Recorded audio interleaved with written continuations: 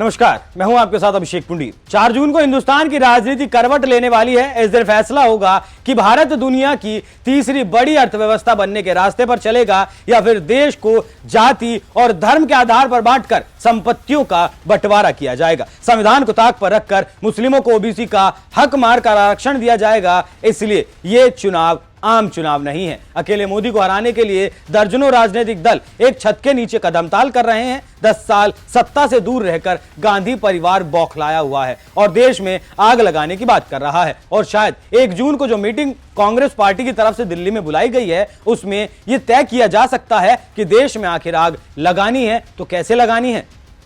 अगर हिंदुस्तान में match fixing का चुनाव बीजेपी जीते और उसके बाद संविधान को उन्होंने बदला, तो इस पूरे देश में आग लगने जा रही है। जो मैंने कहा याद रखो, यह देश नहीं बचेगा। ये चुनाव वोट वाला चुनाव नहीं है। यह चुनाव हिंदुस्तान को बचाने वाला चुनाव है, संविधान की रक्षा वाला चुनाव है। धन्यवाद, जय हिंद।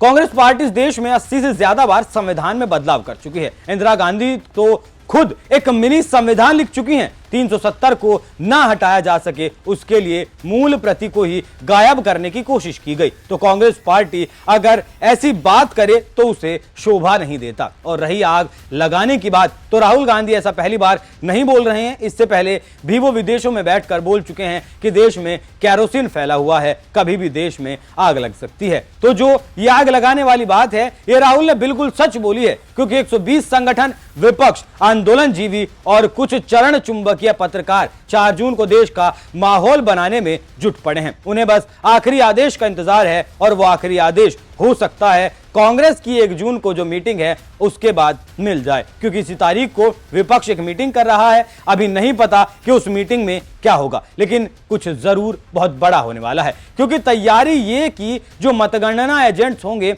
उन सबको प्रशिक्षण दिया जा रहा है। एग्जिट पोल से कैसे निपटा जाए इसकी भी तैयारी की जा रही है। एक बड़े जन आंदोलन की तैयारी की जा रही है। अगर वोटों की चोरी पकड़ी जाती है तो इसे लेकर कोर्ट भी जाया जा सकता है और चुनाव भी रद्द करवाने की बात कही जा सकती है। यानी इसका सीधा मतलब है कि विपक्ष लोकतंत्र के इस महापर्व को खारिज कर देगा। तो बड़ा सवाल यह है कि पोलिंग एजेंट को क्या प्रशिक्षण दिया जा रहा है। क्या पोलिंग एजेंट्स को हिंसा भड़काने की ट्रेनिंग दी जा रही है? क्या तनाव पैदा करना सिखाया जा रहा है? इन लोगों को किस लिए ट्रेंड किया जा रहा है वो तो विपक्ष ही जानता है। खैर, नतीजे आने के तुरंत बाद ईवीएम का रोना तो विपक्ष रोएगा ही, और क्या क्या करेगा वो 4 जून को पता चल ही जाएगा। लेकिन विपक्ष 1 जून के लिए तो बहुत बड़ा कुछ प्लान जरूर कर रहा है, क्योंकि 1 जून को ही तमाम एग्जिट पोल सामने आ जाएंगे और विपक्ष अपना विधवा विलाप शुरू कर देगा। विधवा विलाप तो वैसे शुरू हो भी चुका है, लेकिन 1 जून के बाद इसमें तेजी लाई जाएगी, क्योंकि देश की संस्थाओं पर विपक्ष को भरोसा नहीं।